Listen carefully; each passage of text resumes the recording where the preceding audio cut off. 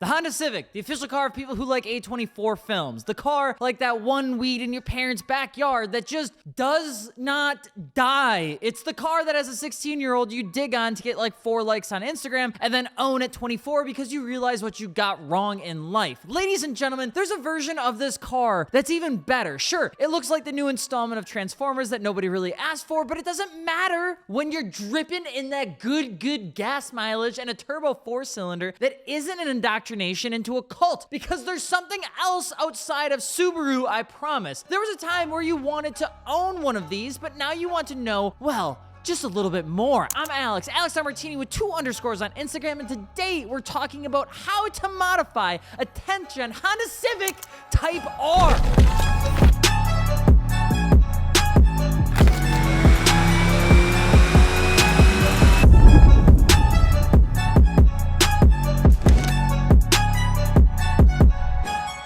I feel like we're about to enter the Mountain Dew and COD trick shot era. The 10th gen Type R, the official car of Call of Duty trick shotters.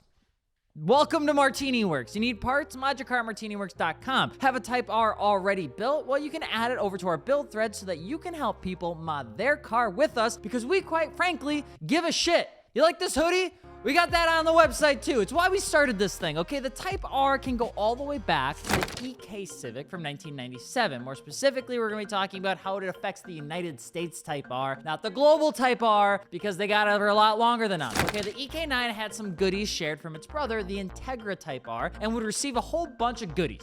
Like things like weight reduction. They just made it lighter, okay? They wanted to make a car fit into its 30-32 skinny jeans. It had a hand-ported 1.6-liter dual overhead cam. It had a 5-speed manual and a front helical limited slip differential. With 182 horsepower and an 8,200 RPM redline, the EK9 is the car your parents still dream about if they're between the ages of 32 and 40 and weren't born into a domestic muscle car family. And because we need to know why these cars even existed before we jump into the 10th gen Type R, the thing we have to keep in mind here is that Honda was already crushing all in the 90s. They were decimating the American landscape. They were doing things to Chevy and Ford that were unheard of. There wasn't even a category on the website yet for what they were doing, okay? They weren't just introducing one of the first cars with hybrid technology. That was the insight. Oh no, they were doing more, okay? They weren't just dominating IndyCar racing because they could.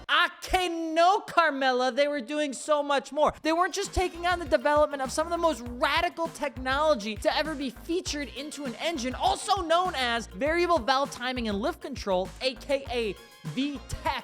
Okay, they were racing on Sunday and selling on Monday. I'm pretty sure that's a quote for a different manufacturer, but let me tell you, ladies and gentlemen, Honda owned that shit, okay? The Honda brand wasn't anyone to fuck around with during this time. You had things like the iconic success of the CR-V, the Honda Civic, the S2000, the NSX, and global sales meant that this company was shitting on them like Aaron's plot armor in season 2. So when the Type R was an iconic success in the 90s, it pretty much stayed there forever, okay? Y'all knew it was gonna be coming for future generations. It was cheap, it was affordable, it was easy for them to make. They knew what they were doing. They didn't have to reinvent the wheel. They just knew they had a front-wheel drive, fun car that could be made lighter and a little bit tighter, and you had everything that you needed to do to have a good old time and pretty much get called daddy, okay? It furthered their position in the United States, and because Honda knows its own lane, they never really took massive risks with the car. They pretty much did everything they could to stay within its own tax bracket. The 10th gen Type R, the official car for punching drywall. The FK8 Honda Civic unveiled in Paris and had more aero than people knew what to do with. You had aftermarket companies just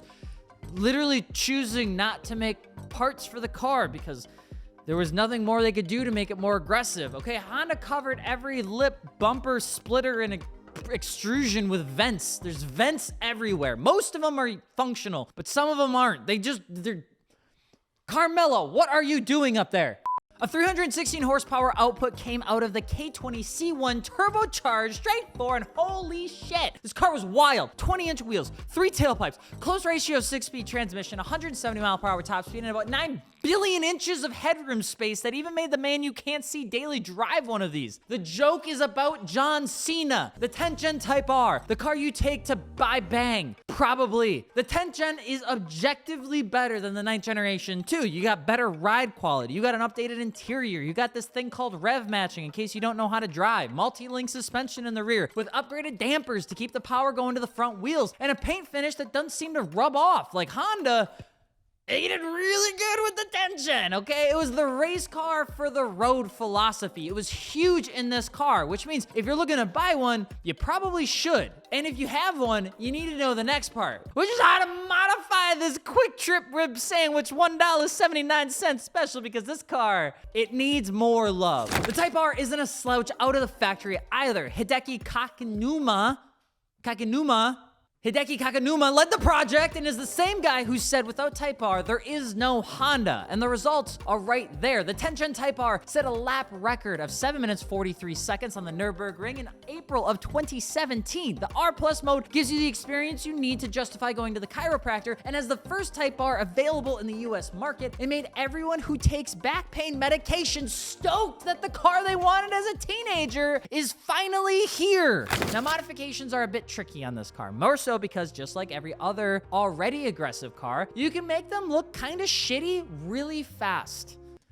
Remember, when the car is already super aggressive and you try to make it more aggressive, I would probably put my money on the people that do the designing for a living versus your ass. Now, the FK8 Type R, the official car of don't have kids too soon, because we're looking at a turbo car. It's all about the tune zone, baby. Big tune guy, okay? Now, we're just gonna start off with the important stuff. Most people are gonna say go into the engine. I'm gonna say yes, but the exhaust, an AWE Touring Edition exhaust is one of our favorites. The triple diamond black tips, it can't be beat. It looks good as hell. Get the front pipe. It's like $1,449. You can get it from Martini Works, and you'd be a happy boy or girl. You can add down pipes for a few $100s, and you get plenty of the noise to make you happy. Just remember, you're gonna need to get a tune when you start fucking with that shit, okay? And as long as you're staying within the 50 to 100 horsepower range for improvements, you should be okay. Most people here will say flex fuel, ethanol are a must add. And to be honest, I'm not really sure I agree.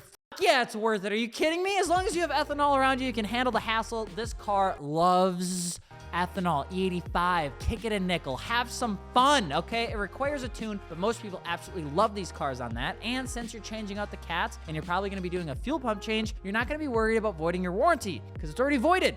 And they already have 70,000 miles for the price that you're probably gonna pay for one. Now, we'd recommend upgrading the cooling system as well. Something like a PRL or a Mishimoto system just to keep the car cool is a really great place to go, and you really won't need much more. Now, people will also say get a bigger MAF housing or things like that, but that really starts to come down to how much power you're wanting to get out of this car. The K20 handles everything you can really throw at it, and once you start getting to above 500 horsepower, sure, you'd wanna go into that, but most people are gonna stay right about 400. When you wanna go above 500 though, we'd recommend getting very specific with your tune, your housing, aftermarket turbo, and cooling. The only weakness on these motors is when you don't give it enough fuel, and a lot of times that comes down to not the car, it comes down to the tuner. Because bonus info alert, the Type R uses a Bosch ECU, not a specific platform ECU. This makes tuning a more in-depth and difficult procedure for some. So if people are bragging that they know Honda, but they haven't tuned a Type R, run the away, because they will blow up your car. Now, Honda is great for this car. They have so much information out there, but they've also come out to say that it's a difficult platform to work around as a tuner, especially if you're not experienced in it at all. So don't go cheap here if you're trying to find somebody to do the work for you. The Civic Type R, the official race car of people who like only the marshmallow bits of Lucky Charms. Coilovers are great here, and we'd recommend the Fortunato 510 series as it's the perfect complement to this car's trackability, because unfortunately for some, but great for others, you're getting a front-wheel drive sports car, not a rear-wheel drive sports car, okay? By giving you the level of customization on the coils and the tunes, you are going to have a rocket of a car that might look a little boy racer-ish, but when you're driving it and you're behind the steering wheel, you give it right next to absolutely zero because it feels so good. Some people go down in wheel size, and I would recommend it too, because the OEM 20s I think are a little bit too big and too luxury and too expensive to replace the tires on. 19s can be a bit odd too. I've seen most people find the best look with your standard windowed 5-spoke design, something from like RSR, or you can get the TE37s in blue, and I think that looks stunning. You can get them from Martini Works, okay? If you're planning on going through tires because you're using the car, the Extreme Contact Sport O2s paired up some Gramlite 57DRs or Enki NTO3s are gonna give you the best bang for buck. The O2s last a long time, they heat transfer really well, and are super affordable for track use, because when you do end up needing to replace them, you don't wanna end up having to take out a loan. Now, we did a full review on that tire that you can watch here. Look at me go. You're not even clicking that link yet. Now you're looking at it, got your ass. Does that mean you're going to not get made fun of for driving the crusty stock equivalent of the Type R? Hell no, okay? These cars have this weird thing where some people like to make fun of them because they look so immature, but the driving experience is fantastic. The looks have subsided a bit, and sure, they released a new, like, matured version of the car, but there's nothing wrong with having a car that's a little bit like trying glue for the first time when you were in elementary school. You won't admit it to anybody anymore, but almost everyone did it once, and you need to go through this part of your life to realize you don't need to take life so seriously. So how do you modify a Honda Civic Type R 10th gen? Easy, baby. You take out a loan for $42,000.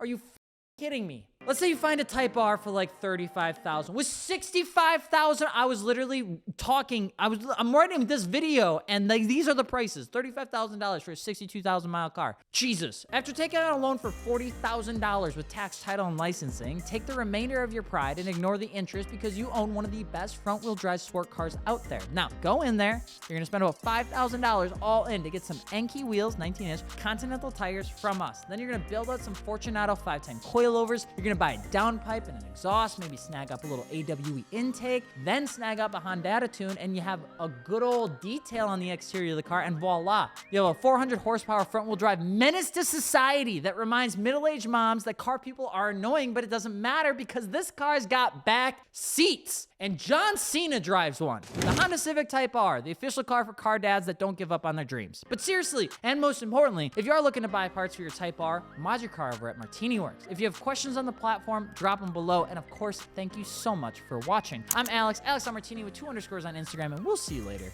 Adios.